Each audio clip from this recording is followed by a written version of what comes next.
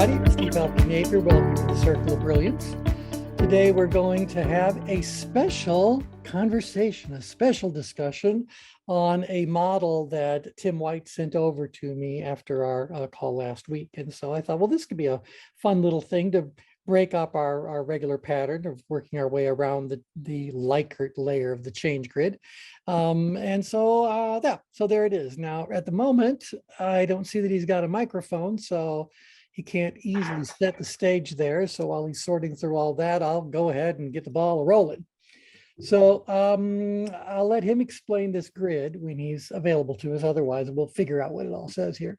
But he sent over this model of I guess they use it for going after a particular job that you're looking for. So instead of just having a resume, you have a resume targeted to a certain reality of what you're looking for, a certain desired sort of outcome. And they basically put together a 9-square model. And I'll read to you what this copy says. It's probably pretty small. Oh, in fact, I'll put in a larger slide here. So the 9-square model, degrees of change. Although hiring managers take many factors into consideration when selecting candidates, they are all initially concerned with 2 dimensions of your background: the types of roles you've had and in what industries you've worked. They usually believe that the ideal candidate will have been doing the same or similar job before and in the same or similar industry as theirs. Now, even though they're talking about hiring full-time employees here, I think all of you who have functioned as consultants or trainers going after any kind of an organizational client, you are approached in the same way. They are more likely to give one of us outsiders the gig if we can show that we have a similar background in a similar industry, or maybe they'll let us step outside of that by a degree or two that we've worked in we've been in the same industry, we've been in somewhat different, we've been in significantly different, but we have the flexibility in the work history as well. So industrial flexibility and kind of task or role flexibility ends up giving us a more robust practice as a consultant. So I think you guys know that if you're a consultant and you've chosen only one situation that a company might find themselves in, and it's the only thing you've ever done, and it's the only kind of client you've ever worked with, well, your range of opportunities is much narrower than consultants who are always trying to move their skill set into a different industry or expand their skill set in a way that supports moving into more challenging kinds of things. So, it's that, and we have to find a way in our role as independents to communicate that. Well, similarly, people that are working with individuals who are going out there looking for regular jobs, need a resume, they're saying you got to craft it with what your outcome is in mind. Now, this one they're calling degrees of change, and we'll get into that for a big part of our discussion. But I think more than anything else, what they are really doing is talking about career transition. Are you transitioning or are you staying stagnant? On the continuum of transition, where are you? Where do you want to be? So do you want to be someone who's always out there growing and expanding and adding experiences and all that? Or do you really just want to stay focused and become the best you can be in a particular kind of an industry? So that's what this is all about. So whether it's you look at it as stages in a career transition, or you look at it in this degrees of change thing they're looking at, I think you've got something going for you. Okay, so any questions, comments before we show you what the model actually looks like? I have a Tim's back. question Tim's back. for clarity. I have a question. So if they're doing this traditional thing of looking at people who have like industry experience, where does change come in? It seems like if you have more and more of that, that would be hard for you to change because Well, you're just you used would to doing say the same first you want thing. to look at the psychology of people who have the power to hire somebody. Got it. And I can tell you that one thing that they don't want to happen is a hiring failure. And so they are less likely to take a risk and hire that person who had whereas doing a different job in a different industry or whatever, for fear that they're going to fail and they're going to look for someone to blame. It's going to be the person who hired them. And so the safest thing for someone to do, if they feel as though they're in a threatened environment, is to try to find someone who has done the exact same job in the exact same industry that we're in. So whether I, as the hiring company, wants to protect myself, I might have a very different agenda than the person who's coming to me looking for that job. So that person who's looking for a job may be wanting to do different work in a different industry, but are they asking for the hiring parties to take a leap of faith, to take a risk on them? So to your point, Brian, I think that's the first thing that you have to understand as you are up against whatever's going on in the psychology of the hiring individual. Yeah, that makes sense. Got it. Yep. Now, if you're an entrepreneur and just getting started, I can tell you one of the biggest problems that entrepreneurs have is they tend to want to hire people that are more visionary and, see the big picture and are willing to take the risk and blah, blah, blah. So different kind of attracts them. And ultimately, what makes their company survive and grow is that they end up bringing on people who have got more similarity. They know what they're doing. They've done it before, and they can bring an element of stability into that entrepreneurial kind of company. Right. They had the adaptability. And I think that's what I was kind of getting to. Yeah. Because I see a lot of I call it sustainable mediocrity within organizations, because they think from a traditionalist perspective.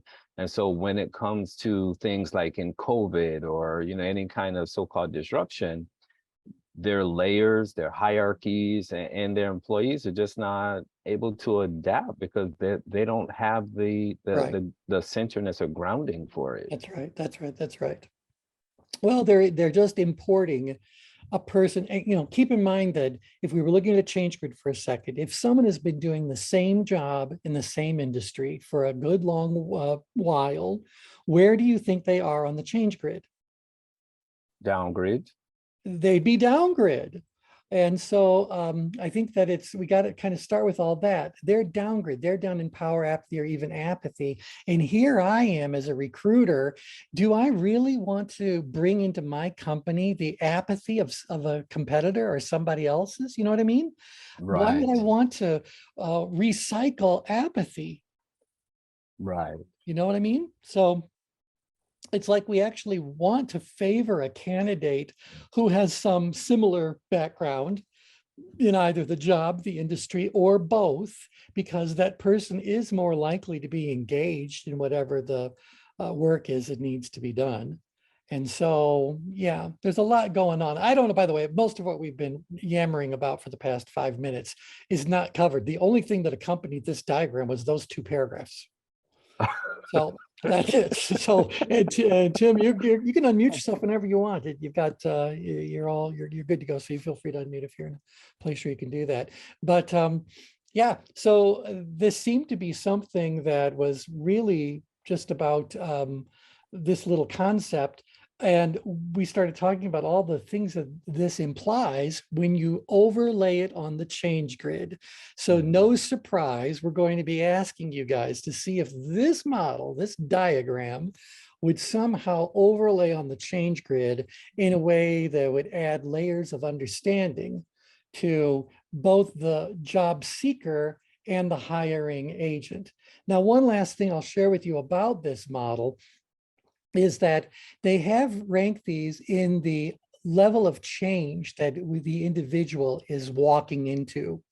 So they were saying that if you are out there as a job seeker and you are looking for the same kind of job in the same kind of industry, you're not going to have very much disruption, or you're not inviting all that much change into your reality, right? You're just staying pretty much same job, same industry, fine, different company, but nevertheless, this has very relatively little change associated with it. If you're looking for the same job in a similar industry, for some reason, they say that that is the second least change intense choice you could make. And somehow they said, well, number three is going to be even more of a sense of change. That's probably because it's more about the job, and the industry has stayed the same. So if we're looking at the amount of change, they're going 1, 2, 3, 4. Same job, different industry would be in 5. So the industry adds a lot of element of change to it. Okay, interesting. A different job in the same industry, even more. See, can you hear me? Yes, go right ahead, Tim. Yeah, and so as you're walking through that, as you all can notice, the challenge and the skill requirement gets progressive, Yes, right? that's right. As you move from 1 towards 9.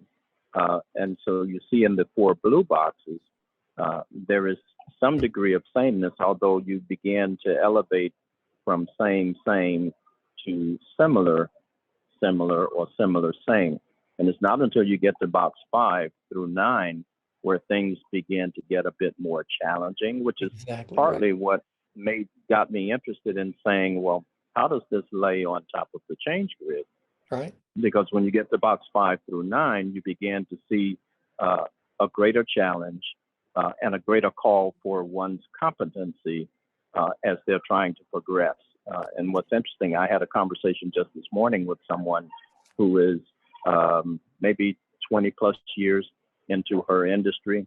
She's a speech pathologist and has done that work all her career, but now is, as T was opening up earlier when he was talking about box 1, she is now starting to thinking about pivoting from speech pathology into something else. So she's clearly looking at a more challenging change, if That's you right. will, when you look at this model. And I think, from a tension perspective, this word different kind of tells us what we really need to know. The moment we are moving from similarity to difference, well, risk is going up. Our ability is kind of automatically coming into question, if not shrinking back, as the case may be. And so we could actually have challenges being thrown our way. And I'm using the word challenge differently than the label on the axis. But sometimes the challenge is in the difficulty of the job. Sometimes the challenge is in you have insufficient ability to get it done. So the job is what really is changing. Yeah. And so ultimately, as Tim was pointing out, if you want to find a different job in a different industry, you're inviting a whole lot of change into your reality. Now, similarly, looking at what's going on with the hiring individual, they want to hire one of these 4 blues. They really want the number 1, but if they're at least a progressive kind of company and they know they need new DNA and all that sort of stuff, they got to invest in their hires to help them do that. Then I can certainly see where 2, 3, and 4 would be the ideal candidates for a growth-oriented company. At least that's their mind going into it. And I don't know that they even want to talk to you if your resumes are simply labeling the differences as opposed to giving evidence about why those differences are beneficial to that hiring organization. So these people are in a battle. They've got to prove themselves and capture the attention of whoever could be hiring them. And that's asking that person who wants someone in the blue to take a big risk. And as I pointed out at the beginning, there could be politics going on inside the organization that could make that a rather, a risky decision indeed. Tim, thoughts about that? Brian, you're also unmuted. So yeah, Tim, go ahead. Yes, totally agree. Yes. Yeah. And so the challenge, and when you're working on that, when you're coaching someone who's in that situation, the point to them is that your strategy has to be different. So if you think about it, just looking at it, someone who's in box 1 has a completely different career transition strategy than someone who's in box 5 through 9. Absolutely. Yeah. This is interesting to me because I'm on a board of a new startup where she calls it employable, not EM, but EN, because I'm helping her design engagement tools. And when I look at the science and a lot of the research on engagement, it often starts on a personal level.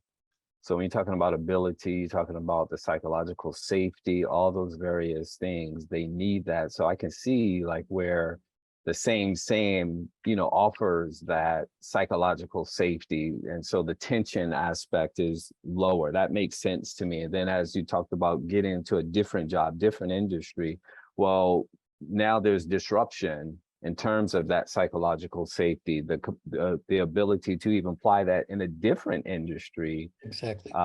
is unique, because you may have a similar position, but there's new protocols, there's new systems, that kind of thing within different Yep. industries. So Right. this is And remember, interesting. there's also a whole new set of people. Right, All those exactly. relationships have to be navigated and mapped out and all that sort of thing too. So lots is going on there. Okay, so obviously, as we've talked about this, we're going like, well, this is very interesting.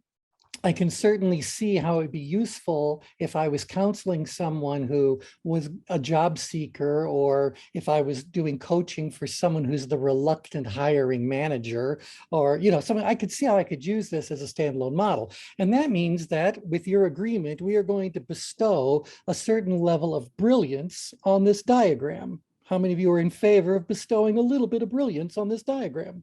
Yes. Yes? Sure. Before we continue, it's Boris. I have Definitely. a question. I have something that comes to mind around how the size of an organization impacts this conversation. Because I think very right? good idea. Yep. The larger the organization, the more unlikely they are to take a risk on a candidate. That's Everything's right. made decision by committee. And this is the advantage, I think, that smaller organizations have, more entrepreneurially focused organizations, because in times of uncertainty like we have today, you need that ability to kind of stretch with your people. You do need it. And I'll take that a step further and say that if you are an entrepreneurial organization and you are trying to find an ideal leader for your organization, and the job market is one that definitely favors the candidates, you may very well have to accept an individual who is different, because nobody else is knocking on your door. Mm-hmm. Right? And so depending on circumstances, you may have to have the leftovers, because the larger, more established organizations are going to be harvesting all of the easy plug and play individuals. Yeah. Yeah. I mean, you be an IBM. How many job openings do you think IBM has right now? Would you measure them in the dozens, the hundreds, the thousands? What do you think? Definitely the hundreds. Oh, it's thousands worldwide. I mean, you go to a particular area or a particular part of IBM, because the company is so diversified, because it's scattered all over the place. Any one particular region might have 100 that they're looking for. Now, how many regions do they have and all that? I mean, these are massive employers. They're trying to do as efficient a job as possible of doing plug and play. Find someone who meets the specifications that you were handed to let rule your hunt. And that's it. When you find someone who matches it, let the interviews begin. And yeah, okay. So now again, if we can bestow a certain level of brilliance on this model, then we can do our job as the circle of brilliance to do this, to move this into the whole merging of brilliance kind of game we like to play. So if we think this model makes sense, then it should make sense when we merge it with every other model that we already know makes sense. To make it simple, how does this diagram overlay on the change grid? So get the change grid in your head. And I'll go back to the little. 9 would be upgrade, I would imagine, and then 1 downgrade. All right. And so 1 would be downgrid and 9 would be upgrid. Which one would be outgrid? Which one would be ingrid? Different, let's see. Anybody throw out a thought? Yeah. I think I'm going to show you the results and then let you guys, using what we've been talking about for the past several calls, figure out what's going on with number 6 and what's going on with number 5 to be able to navigate this. And then Tim has actually There'd be a little bit of tension there. Well, because this is the game we really play when we're doing this. So the answer is this. This is what Tim proposed. So he said, well, as Brian already pointed out, 9 is definitely upgrade. Why would 9 be upgrade? A different job at a different industry. Give me some ideas. What's going on at section 9 of the change grid that A lot of changes, a lot of uncertainty. right? And so uncertainty makes my perceived level of challenge go what direction? Up, Up, and my perceived level of ability down. go down because it's a different job. So I don't know how much ability I have. And so right there, that's an obvious plotting up here at 9. But it's an Now- adventure. It's an adventure. Well, and that's it, because remember, it's not necessarily in the danger zone. Hopefully that exercise we've been doing for the past several weeks is helping you guys appreciate the powerful subtleties that are happening as you are in any particular area of the change grid. So they're not frantic, in harm's way, death or die, whatever. No, they can be very exhilarated, excited, energized. There's a very positive part of taking on a different job in a different industry. So it could be exciting, and then it could terrify them once they actually start the work. Who knows what direction they're going to move once they land that position, right? Right. And again, be the employer, you're talking a giant risk on this individual. So in fact, there's probably a betting pool going on with how successful it's going to end up being. Nevertheless, that resonates very well. Well, if So, anyone, Chief, before you leave 9, and also contributing to the degree of challenge is the size and importance aspect of the conversation. that's Because right. when I did work without placement, so imagine someone who says to you, well, my personal desire is box 9, but then they have these pressures at home where maybe the spouse is saying, listen, that's all well and fine, but you need a job in the next 30 days. That's right. Well, if they're picking box 9, what's the likelihood that in the next 30 days they'll be able to make that transition? So those That's kinds right. of factors contribute to the degree of stress. Sure. And if I was counseling this individual, well, I'll throw it out to you guys as a question. If I was counseling this individual, I think I would want to move them from box 9 to one of 2 other boxes. Which boxes do you think you'd want to try to move them into first? Yeah, I'll just leave it there. So we're trying to go like different job, different industry. Are you nuts? You need a job. And they're going like, I know I need a job, but this could be my only opportunity for the next few years to find any growth. So what box? I would say box 8 or 4. 8 or 4. I'm thinking 8 or 7. Yeah, I was gonna say 7. So, but I'm curious. So Boris, tell us why you're choosing 4 as where you would want to move them to. And then Brian, you can chime in for why you would want to move them to 7, and we'll play a little bit. So Boris, what are your thoughts around the 4? I think 8 would be optimal, and 7 to me seems too far apart. The perspective of somebody that's in 7 is so drastically different than somebody that's in 8 in terms of challenge. It's a person that doesn't embrace challenge that well. I think is going to struggle. That's Right. just Well, my and gut sense. it also brings up the question: do you think that recruiters or hiring management team members are more concerned about you having experience in the job or in the industry? If you had to choose one or the other, would they favor the candidate who's got industry experience or the candidate who has job experience?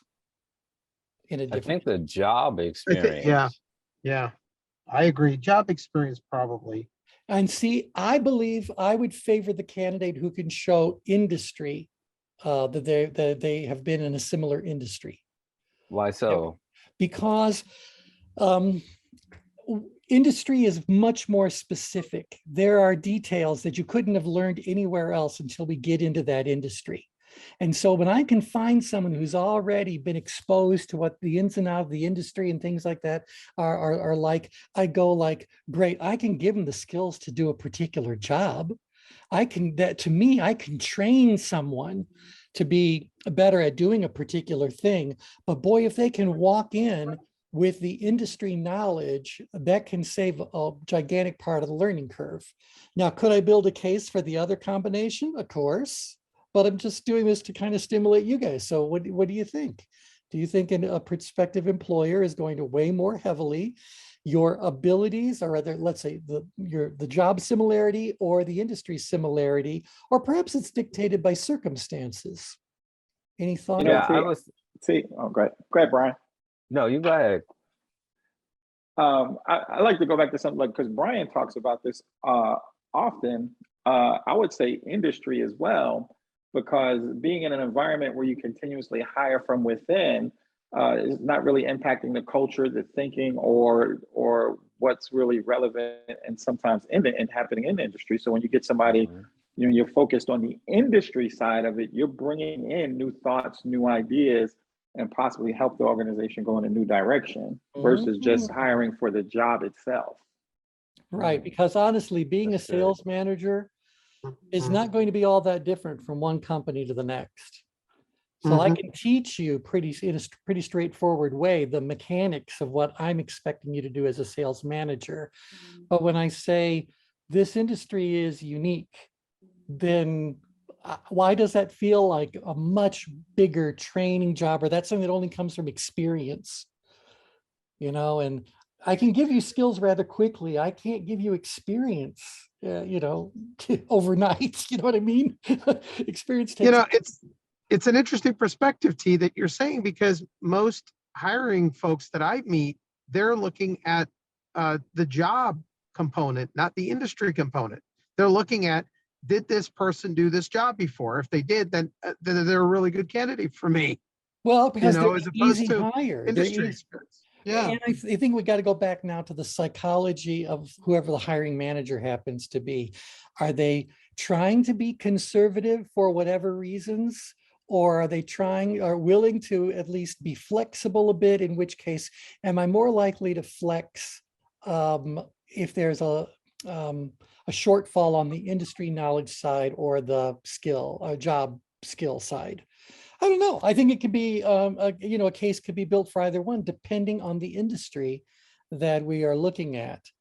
So, for example, those of you who have a background in the finance industry, and you're looking for someone to come on to bring you new clients, what would you think about hiring someone who had been a car salesperson or a real estate agent to come in and now train, sell financial services? Would you rather have someone who has industry experience or has the sales experience? Depends what Having you're, come what from that kind of, industry, Yeah, go ahead, Boris, first. I was just going to say, knowing that industry, it really depends on what kind of organization. I think a lot of these companies that are like an insurance company that's a real product environment, they're going to go for the car salesman. They're more happy to bring people like that on. That's right. If I'm But I working in a think if you're boiler room, right, I need if you're clothes. more of a financial planning company, you're probably not looking for somebody with those, components. And it may have a lot to do with the caliber of prospect you're trying to cultivate. Are you trying to Prospects and filter only credentials as well. Right. Yeah. Shags, what were you going to add in? I was going to say the same thing, that if it's going to be in a sales position, it doesn't necessarily need to be focused on the industry, because a good salesperson can sell anything once they learn the product. Yeah, well, I would say, once they learn the product, the one thing I learned about when sales representatives in financial services were imported from another industry is that they may not have as strong of an appreciation for compliance matters as that industry has to have, or maybe banking, Exactly. whatever. Yeah. Well, it's shifted quite a bit in the last Yeah. But you know what I mean? It's 5 like years. they say one thing to the wrong person the wrong way, and suddenly compliance is down on you. And that's something that someone who's already in the industry would probably know. So anyway, my point is, you guys are absolutely right. And I wanted you to do that, to realize as a consultant who'd been pulled into this, finding this candidate. So you may very well need to build a case for 7 or build a case for 8 as being who you're targeting or who you're okay with them looking at or you're encouraging them to look at. And you'd have to build your case based on specific things you know about that particular organization. So you'd see them here or here. But would you steer them into number 4? Similar. Or under what circumstances would you steer them into number 4? I think, T, this comes down to a lot about what type of a role. Is this a high-end leadership, C-level executive role, or is this something that's really much more lower level in the organization and more tactical? Right. I think what type of role it is will dictate, how much risk you're willing to take. Right. Well, and that's why I think if you're looking at organizations of some size, they're looking for a new CEO. How often do we see them try to find somebody who held an executive C-suite position in a similar company or the same industry, whatever? They may be looking for that, but many times they're going to roll the dice a little bit more. Now they're going to take a lot more time to choose the candidate. They got to be vetted. All that stuff has to happen, but it's almost like when it comes to the C-suite, we're kind of not only okay with some of these different situations, but maybe even seek them out a bit. Right. Yeah, especially if the organization wants to go in a new direction That's or right. that kind of thing. Yeah, That's right. That's yeah. right. So all right. So are we ready to say do we understand why 6 different jobs, same industry is the furthest one out grid? I'm having a little bit of a difficulty with that just because that's kind of execution. But if you're in a different job, I'm wondering, you're in the same industry, but you may not be at that level of execution, like in terms of ownership. At least that's what's coming to my mind for some reason. Well, anyone who's plotting in area 6 on the change grid, what do you know about them? So really, let's use what we've gone over for these past several calls to go tell me about this. What does the voice inside of this person say to them? They're saying they Move got out of it. my way. Yeah, you got this. Move out of the way. We're going to make this happen. And someone comes along and says to this person, yeah, but you don't have the industry experience that a lot of us have. What are they going? What's that voice in their head saying? You haven't met me. Well, they're going to, yeah. So that's going to put you someplace. See, I think the thing that helps box 6 is the high degree of ability. A high degree of ability.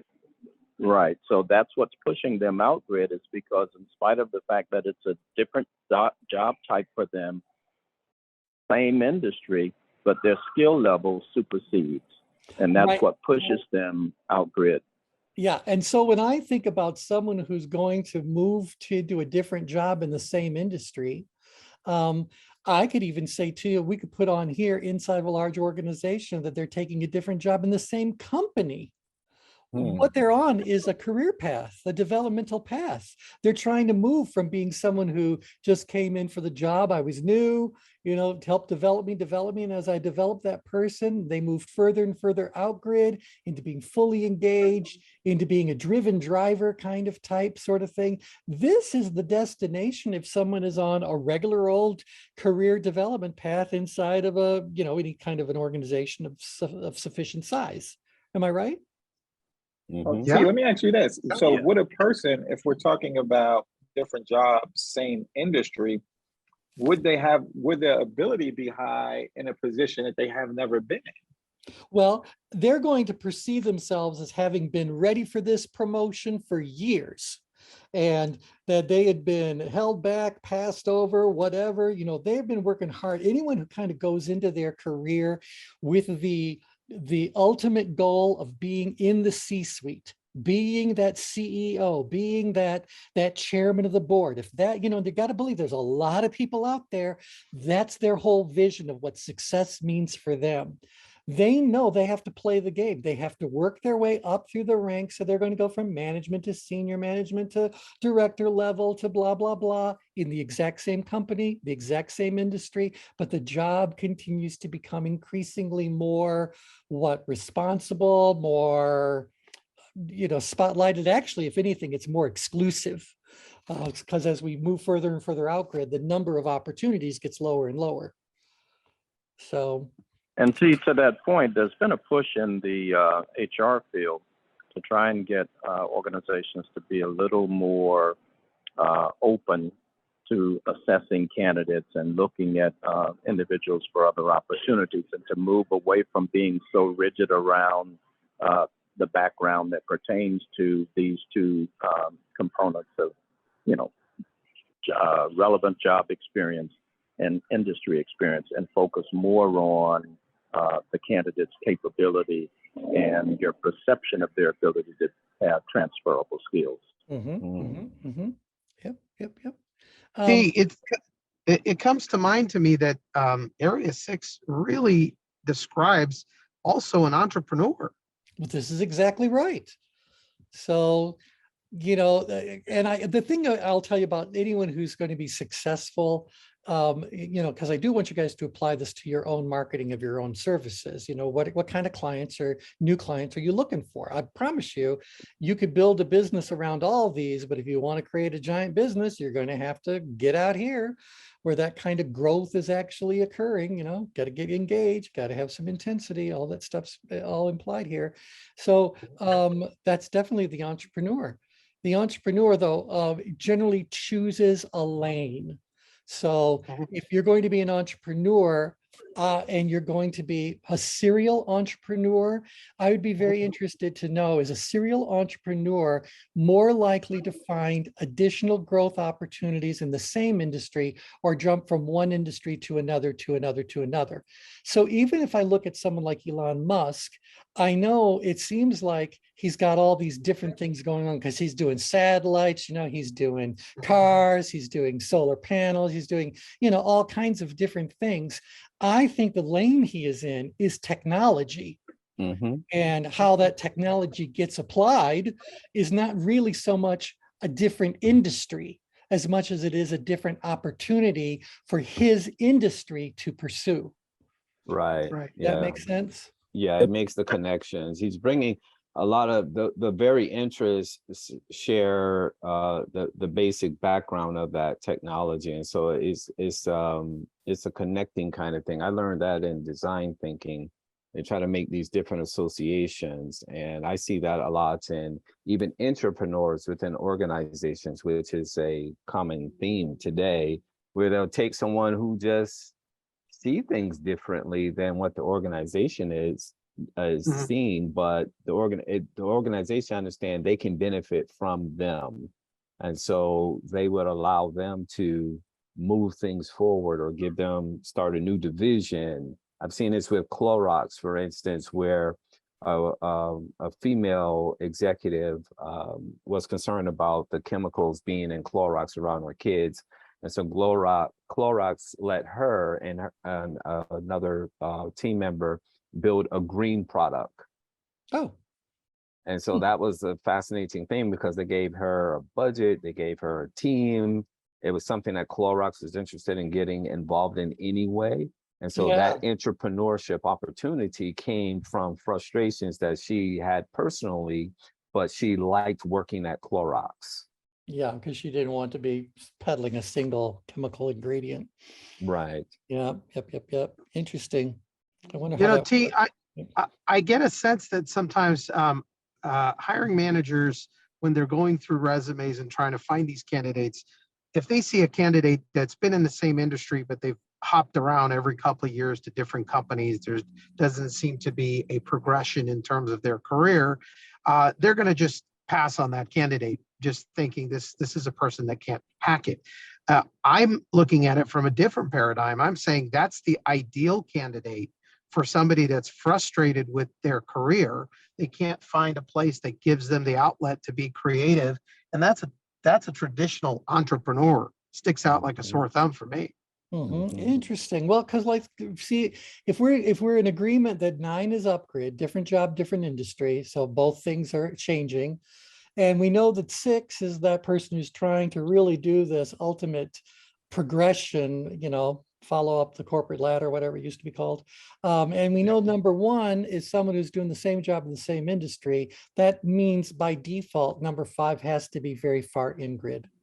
Mhm. And so that would mean same job, but in different industry. When I think of same job, different industry as being what someone might actually be looking for, I pick up in here, again, remember all 5 levels of tension are present here, is that this person is either preoccupied with other things going on in life. And so they'll just take the job wherever somebody really wants them, and they'll put in their number of hours in a day, and then they get back to whatever is really going on for them life. So if you're, in the world of admin, receptionist, something like that, in one place, you're going like, I'm answering the phone, I'm taking messages. Does it matter what the industry is? So these are not people who are on a particular career path as much as they just want a job. And it doesn't really matter where they're at. So they're dabblers, they don't really commit. The moment there's loyalty, you're seeing people move from 5 to 2 to 1. These are people who don't have that loyalty. So they're just happy, plug me in. Now, I'll tell you, we've probably all been there before when we were first starting out in the world of work. Well, maybe we had a different industry for sure, but if we got good at delivering newspapers, maybe delivering for the fruit market was really it's a different industry, but it's the same job. I'm delivering stuff. And that's okay, because at that stage of life, you're probably occupied with other things like your education or, Mhm. stuff that's going on life-wise. So I can kind of see where there is a bit of, what I would say, indifference on this side of things, because apathy is present down here. So is stress. So it's either that I have to do the same job in whatever industry, want someone who can do that job because I got other things I got to be focusing on. So get this out of the way. And other people that are down grid in this area who are going like, I genuinely don't care. It's just a way to make money. So I'm not doing anything particularly challenging. I don't need to have any great ability. So I genuinely don't care. So And I you're can just see kind it. of figuring things out, you Not say? even figure, they don't care enough to even figure things out. They're detached. Remember, people that tend to live on the in-grid side of things exist, but don't necessarily live. They don't necessarily participate a lot for many, many reasons. They could be withdrawn.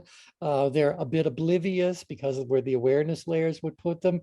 It's just they are either living a very simple life, or they've got other things that they're dealing with that just can't distract them. So I'm thinking about this, about the moms. I hate to be stereotypical, but you get it. These are traditionally, when all of us were young, mom took care of the kids and dad was out working. If that was not the case, then you were atypical.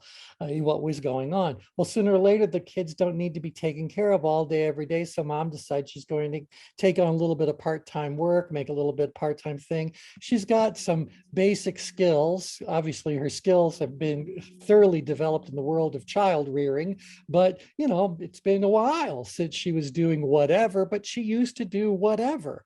Does she really care where it's going on? Now, again, I hate that sounded sexist, but I gave you something that I believe you guys would say was historically accurate when we were Oh, it kids. sounds like accounting or bookkeeping Yeah, or but this is it. Bookkeeping. actuarial work. You're right. It's who cares who I'm doing it for? This is my skill set. I can do that. So whether it's something administrative, something that, at that assistant kind of level sorts of things, I can see people moving in here very easily. But the truth be told, if while the mom, staying with my little story there, gets a phone call during the day that Junior's been injured on the playground, what's mom going to do? Stay at work or go, sorry, my attention is with my family. This is optional, Yeah. Mhm. what I'm doing. So that's where we get it pulled into that whole importance layer of things to be looking at. See, I think not necessarily with your story, but I think a lot of what you're describing also applies to 2 and 1. People that are just down Yep. grid.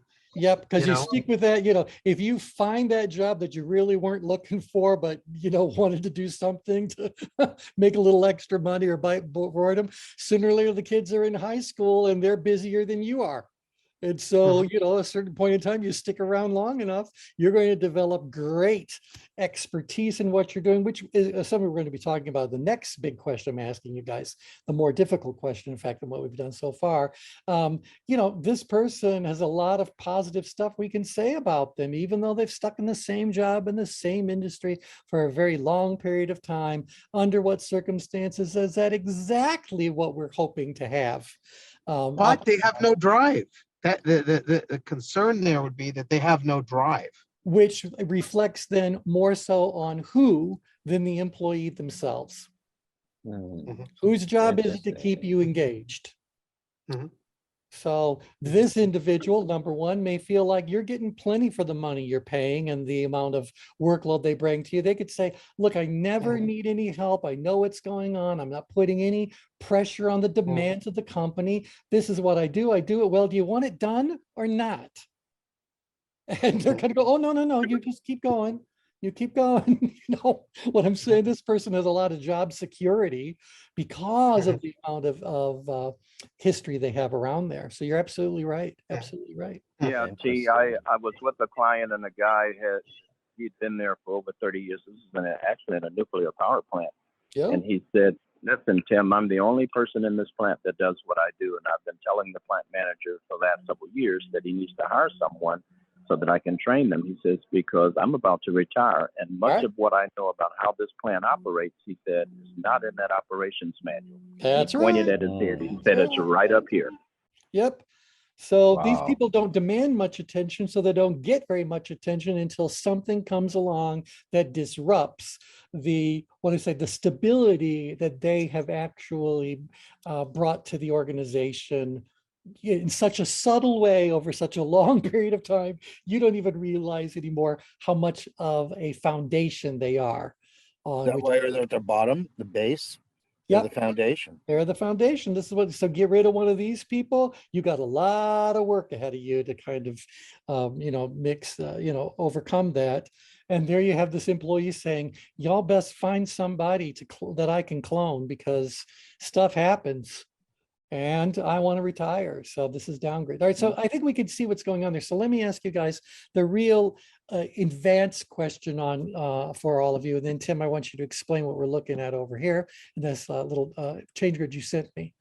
I'm going to say to you that this definitely overlays on the change grid in the shape and proportions we were talking about. So that's exactly how it overlays. But do you believe it really stretches to the extremes of the entire change grid? Or do you think the epicenter of this little model about our mindset around job hunting, job selection, et cetera, is actually confined to a smaller region of the change grid? So how many of you think this stretches top to bottom, right to left? And how many of you go like, no, that's not the epicenter? My gut I tells think it'd be more Boris. outgrid. More outgrid. Yeah, Boris, what were you saying? My gut tells me it's similar to your 3 levels of the round rings that go around as you expand from the center. I think once you get to the extremes, I think it's not as relevant.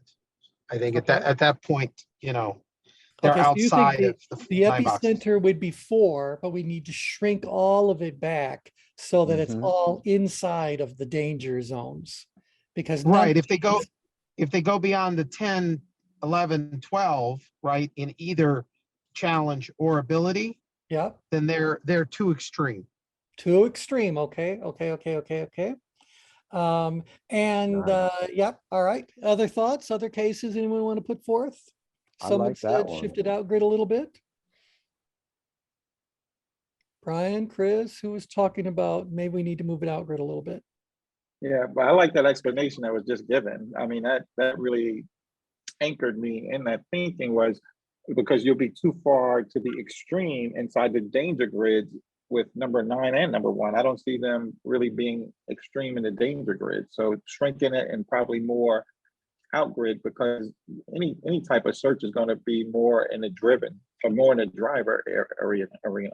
Right. So then would Mm-hmm. you say that this is going to have, a smaller footprint than the entire change grid? Yes. However, Yes. these still four extremes, if they are not managed well, can you see how they might migrate into a danger zone? Yes. Yes. So someone who's on the quest for the CEO job, but keeps getting passed over, and it's all politics going on. How many of you think they could end up in outgrid danger zone? Mm-hmm. And Yeah. how would they behave then? Rogue. Rogue, why do I think that the voice inside of their head is flipping the bird to everybody around them? You know what I'm saying? It's like, that's what happens when you're out the danger zone. So now you're going to get more combative. You're going to get more vocal, more perhaps inappropriate, more aggressive, more whatever words really exist in the danger zone. But in the spirit of this, I think as the model maker intended, that was not something that was even factored in. We look at extremes. That's one of the ways we enhance this model, is by taking it to another level, that this all emanates from the center of the change grid, similar jobs, similar industry, but can certainly become problematic. If you've been in the same job in the same industry for too long, I think that could be problematic. Under certain circumstances. So, yeah, are we all in So, agreement? see, I think you're right there, and I think Boris made this point earlier in the conversation. And I'm thinking of a guy that I worked with who was in box one, and we went through a major downsizing, and he was impacted, and he was at a manager level. Yeah. And I saw him about a year later, and I said, "Fred, what's going on, man?" He said he was still in the market. I said, "How's it going?" He said, "Well, I'm getting interviews, but I'm not getting offers." I said, "What kind of feedback?" He said that he was being told that the concern was that he had stayed in one place too long and that he did not have a diversity of industry background. Oh, okay, fine. And so he was losing out because he said folks were saying that they thought that he was reluctant to manage and handle change because he had been so comfortable staying in one job type, same industry for 30 years. Right. And so people were making judgment about his ability to change. Yep. And this comes up in a lot of ways. I'll give you two quick little examples of it. The first of all is, very often I know people that do career counseling have to have a conversation with their client that says, are you, in order to get the job you want, are you willing to take a lesser title in a different, in the same industry? Or are you where you might have more opportunity moving forward than you've obviously had here? Or are you willing to step into a totally different industry in order to get the title that you want? So we're going to move laterally in the industry or laterally in the job. Right. So this is something that's really happening. And this is where we're going, like, well, you don't necessarily get a lot of opportunities. And that's in a given company before they say, well, obviously, you're not right for it.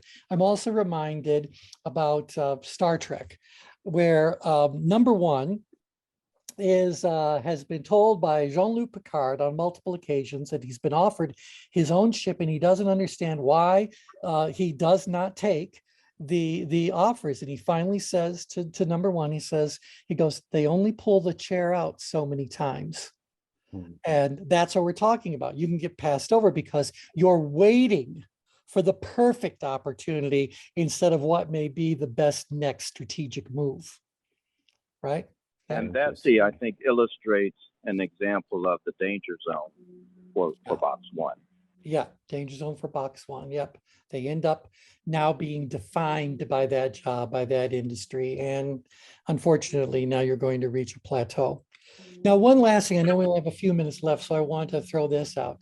I can also build a case for why the entirety of these 9 squares overlays on the outgrid quadrant only. So let that sink in for just a second. I can build a case for why this entire diagram overlays on only the outgrid quadrant. And here's why. In the two situations we've talked about, I want you to tell me what is the energy that is driving this. So you've got someone who is on a job hunt. What energy do they have to have in order to do the best possible job of finding that job? Is that primarily a driver, an amiable, an expressive, or an analytical task? It's a driver. It's a driver task. Now we move that, then the moment it's a driver task, we now have all of these confined to the driver quadrant. But let's look at it this way. Be the employer. You've got to find somebody to fill a position. What is the primary energy that will support you in doing the best job of finding the candidate your company needs? Do you want your HR department driven by a driver, an amiable, an analytical, or an expressive?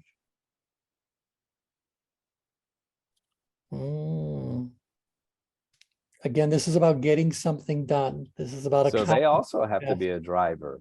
Right. And so if I move all of this into the outgrid quadrant of the change grid, then I would say to you that the person who's been doing the same job in the same way is now going to be, well, we have to change this into 9 blocks.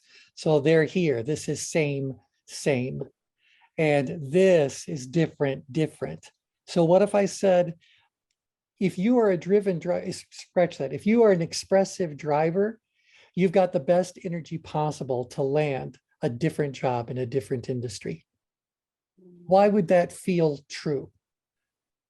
Why do I need a driven, or rather an expressive driver, if the goal is to get a brand new job in a brand new industry? What are they going to have? This goes back to a layer we talked about a little while ago. You see this line right here. This is where that's on the heart line, yes? Well, no, look at this little wedge. This is where we had the charismatic. This is the influencer. Ah. Got to go back to that layer to see the role. This is the influencer. This is the leader, right? And so this individual is going to be, if we're in this expressive driver, we know they're going to be very energizing, exciting. They're going to sell it. And when I think of someone who wants to get a brand new job in a brand new industry, they are the ones that is most terrifying to someone who's just trying to fill a job. That you'd better have what does an influencer use when they feel like they're lacking in some skill, have some job shortcoming? What are they going to use? What's that? Schmoozing. Charisma, schmoozing, and all that. And I can continue this case moving all the way around if we overlaid those 9 types in this quadrant. So my question for you guys, we're at the top of the hour now, but we'll do this as just a few minutes of conversation at the next time we're talking. But why are we then, how do I say this? I can build a case for the epicenter of the change grid being the epicenter of this diagram. I can also build a case for coordinates 9, 9 for being the epicenter. And the only difference is the amount of drive that is associated in the mind of this individual. All right. So now with that, I'm going to show you one last change grid. And then this is what we're going to be talking about. This task, planning the transition from the current role to the new role. Tim, if you want to unmute and explain what you were getting at with this task, feel free. But I think the plotting is telling us a whole lot. So just trying to, again, do the assessment to get into the head of the candidate to understand, to what degree may they be committed to making that transition. Yep. And so when it comes to this activity, just the act of planning it, this is why we're saying it's ideally an analytical driver activity. What do you think all these people out here as a driven driver? What are they going to be like when it comes to planning the transition? They're not going to be doing much planning. Right. Yeah. Plans in my head. It's subject to change without notice. Yeah. So this ends up becoming part of a problem because we get people in the danger zone. But we go like, look, this is an analytical driver activity. I think we want to factor that into as we're choosing the best overlay for this. And is it okay for me to say, well, based on the level of drive that the individual has or the company has, the ideal location could be anywhere from the exact center of the change grid, even all the way out to 9-9. But we would never encourage a company to go into this danger zone. Yeah, you with me on this? Mhm. Where does this, now, is that important for us to come up with an answer around? No. What's important for us to realize is that by overlaying this, this model, which is what the merging your brilliance is all about, we will have points to discuss and points to ponder, further refinements to make, pending the identification of other models that do so. We have to rely on the wisdom of the circle to come up with, you know, some sort of plausibility for the location. Do you guys find that interesting, or is this Wow. like a step too far? That's great. Yeah, Yeah, that's just interesting. that's how my Definitely. head operates. Very No, it's great. How Really it great. operates. Yeah, so yeah, point could be made for either one of those as being the two limits, in which case the question becomes, would there be something wrong with anything in between? And I think we can just automatically say, well, no, if this could be fine and this could be fine, then any place in between could be fine. But the moment I use the word could, I'm saying there might be other factors involved.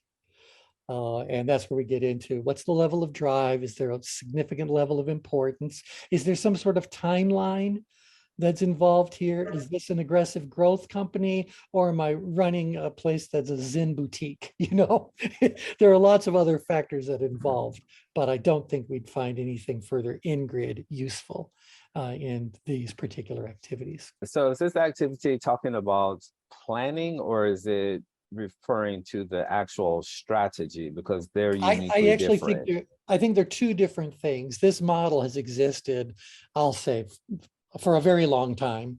And it's looking at a very specific kind of thing. And it's the information is being used to help a career counselor provide the right type of counsel to this individual. So all candidates are not Oh, the same.